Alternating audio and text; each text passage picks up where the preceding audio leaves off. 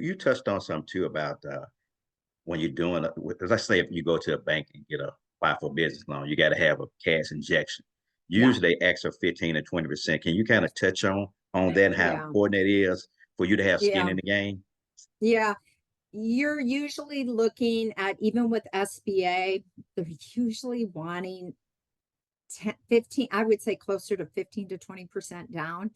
Now, the reason, we know you're going to go get financed, right? But that's why when you call a brand and say, hey, what's your financial criteria? And I go, you have to have X amount of money in the bank, non-borrowed funds.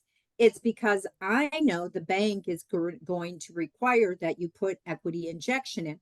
Now, your first unit, the bank's like, I don't know, you bet 20%, right? Second unit, 20%. Third unit, you got a proven track record. Okay, you know how to operate this. Your P&L looks good. You're able to pay yourself. You're able to put money into future reserves for future development. Maybe now I only need 15%. At some point, and that's why people talk about multi-unit ownership.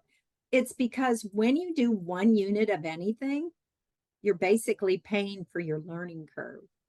You're paying for you to go through all the training. Okay. You're paying for all your mistakes because you are going to make mistakes. By your second store, you're like, I'm trained. I'll never do that again. I spent too much money on the build out. I didn't do enough at the grand opening. You learn from your mistakes. And that's why you see more and more people wanting to be in multi-unit ownership, or brands saying you need to have multiple units over time, because we know that you'll get better with, hopefully, with each subsequent unit. And then your financing will kind of, you're not being required to put as much cash in, because hopefully your businesses are making cash and you've got cash reserves then. And then sometimes I have people, like I'm working with somebody right now. He's like, I'm going to pay cash for my first two. I don't want any debt. God bless you if you can do that, if you've got the money. Or when money was cheap, what was that, 2 years ago?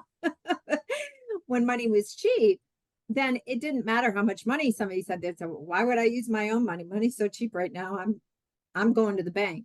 So that's something in your business plan. You also need to think through, like, okay, how am I going to do this? Because you still have to, you have your monthly needs, right? Financially, that you need to be able to cover. So your house payment, college, whatever. So you need to make sure you've got funds for that. So I always look for the cream. I'm like, what's left over? Do you have enough to have leftovers to go into the business? And that's what the banks look for too. Once you meet your daily or your monthly needs, what's left over that you can put into this business? And so that's why it's important to really, before you start looking at a franchise, and I'm still a big proponent of franchising, because I think it's really a business in a box is what I call it. And, you've got, in a lot of cases, a proven concept, but I would say to you, do your homework on the brand, research it. While I am a franchise sales professional, I don't like to say I'm in sales. I like to say I'm an information specialist. My job is to give you the information you need to make a good business decision. If I'm not a good fit for you, hey, I'd rather you figure it out on the front end than get into the system and go, oh, I didn't know I had to do that. Or, oh, I didn't know it was going to cost this much money. Or I didn't know it was going to be this much work. So really figure out personally, how much time do you want to put into this endeavor? And then kind of look for a brand that maybe would fit that. Is it a breakfast concept, 6 to 2? Is it, a wellness, a gym? Are you passionate about wellness? Is that something you want to do? Are you going to be an instructor? So then you don't have to hire somebody, because I actually helped somebody get into doing her own gym and fitness and things like that, and starting her business with her. And so you've got to determine what kind of financial resources you have, what kind of time do you have, and then make sure if you have a spouse, make sure your spouse is on board with that time commitment and the family's on board with that commitment. But it can be a lot of fun. But I would just say, do your homework on the brand, talk to other franchisees, and make sure you fully understand what you're getting into. Oh, I had to. I'm glad I'm recording this because I took some good notes recording. But that was great. Thank You you, Miss probably Noel. say, what did I do? Why did I get into franchise? What we talked about earlier, if franchising or just business was easy, everybody be doing it right. Yeah. It takes a lot of sacrificing, a lot of like you say, relationship piece with the franchisor and franchisee. Let me ask you a question. How important do you think the leadership is when I'm looking at a brand? You think that's important for one to look into? Yes, absolutely. And so you might have covered this last week, but there's a document that every time you look for a franchise, there's a document called a franchise disclosure document, or we will say in FDD. Okay. If a brand doesn't want to give it to you, why? Like, I guess I'm one where I'll be like, I've got nothing to hide. Here's a franchise disclosure document. What it basically is a prospectus on the brand. So if you were going to buy a share of stock, you'd say, I want to read up about the stock. Who's managing the company? Who, what are their earnings? That's basically what an FDD is. So by law, anybody that's in the franchising, we have to have an FDD. And if you request it, we have to give it to you. We will normally ask you to sign for the receipt of that. It does not obligate you. But if you were to ever do a deal, we have to show that we gave you this document. That is a document that I would tell you, read thoroughly, just like you would if you were investing in a share of stock and reading Morningstar to find out, is this good stock investment? Because a franchise is an investment. At the end of the day, it's an investment. Read the franchise disclosure document. In that, to your point, Cedric, we have to list who's managing this company. Is it a private equity company? What's their background? Is the brand healthy? We have to put financials in there. Who's the leadership? Are they in restaurant? Have they ever been in restaurant? Have they ever been in business? The people in marketing, do they have marketing background in development? So each brand in the FTD will have to list, it's not everybody in the company, but they will list the leadership and then list their background. But I think it's important to, look through that, make sure they have restaurant background. I mean, one of the things that I liked about, personally about our president at QDOBA was that he had been a franchisee at one time. I brought him into the Sonic system. So he had been a franchisee himself. And I think that's important. He understands this is he had to invest the money, right? And so he knows what it's like to have sat in a franchisee's shoes. And so I think that's important as a brand, because otherwise the brand is asking you to invest a lot of money. They have to understand, like, what are you doing with this investment? What are you doing with my royalties that I'm paying in? And are these good stewards of the brand? Are they going to, take our marketing dollars? Are they going to spend them wisely? Are they going to take those dollars and put into technology or loyalty programs or whatever? But yeah, definitely to me, and accessibility to the leadership too. Now, the bigger the brand, are you going to be able to call them up on the phone and, hey, I want to talk? No, probably not. But you want to make sure you have a brand that somehow, some way, the franchisees have a voice and they can be heard, whether it's a separate association that they may have internally or an outside association that you can go to and you can talk to them about the brand once you get in it.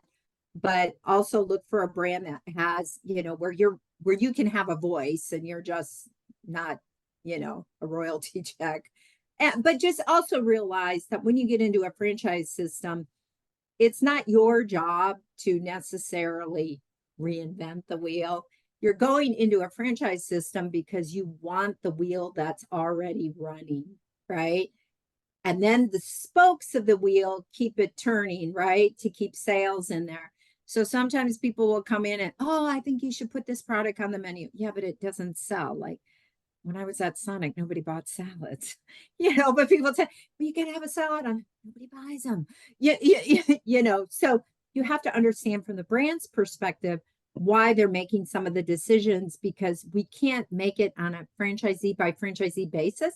You have to make it based on, if you're nationwide, it's got to be a nationwide decision, right? And then in some brands, you have the ability to do regional type things, which is, I think, is smart too, to be able to do that. That was probably a long, I digress. So, Oh, that was awesome. I'm blown away. But I knew anyway when you came home that you're gonna spit the knowledge to us, and I appreciate that. And you said something, you said a lot of things important, but I go back to the Sonic part about adding salads. I think that brands, yeah, I think brands now they get away from the basics, who you are, and you tend to confuse your guest. They don't know who you are. Hey, I didn't go to Sun to get a salad. I want a burger. I want a burger with a lot of calories and fats. Let's be real about it. So I think a lot of brands they don't use the KISS theory. They don't they got away. They getting away from it. But you got to understand at the end of the day, like QDOBA, you know who you guys are. You know who your guests are. And I think a lot of these brands that I know of just got away from the basics, marketing to their guests. they try to And be everything to everyone, okay, and you don't need to be. okay, Just focus on your core demographics. customer, Mm-hmm. and then just work on that. You don't, when everybody was putting these menus together, I remember, with nothing against Cheesecake Factory, but I remember going in there and like, oh my gosh, like this is a 10-page menu. The best thing about COVID was it forced brands to really look at their menus and make changes, right? Because, you can't keep all those items and keep them fresh in a restaurant. I mean, to me, when I see a restaurant with too big of a menu, all I'm thinking to myself is, how much of that is processed? That's me, right? You can't have this giant menu and not have processed food, because you got to get the food out to the guests, right?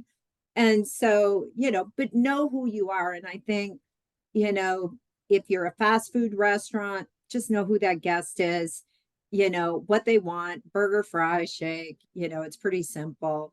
If, they want to eat healthy, maybe it's other choices that they're making. But also, people say one thing and do another. That's what I have found too, is people say they want to eat healthy, and then they get to the restaurant and, you know, Subway, I heard they always sold a lot of cookies with their low fat subs, because people go in there and it's like, oh, I'm going to reward myself. I just got the chicken sub, so I'm going to have a cookie. So, but no, but right, know your guests, and then, don't try to be everything to everyone. Oh wow, that's great. I guess the challenge is brand identity. A lot of brands they struggle with that because they got this broad menu and they make it so the throughput issue to execute making this product. You Right. got a restaurant. It can be labor intensive to just even make that product. So that's why I think, like I said, a lot of brands have gotten away from that, and until they understand that, hey, listen, these are our core customers. We're not a high end burger joint. We who we are. We're not a high end. We got our guests and we know what they want at the end of the day.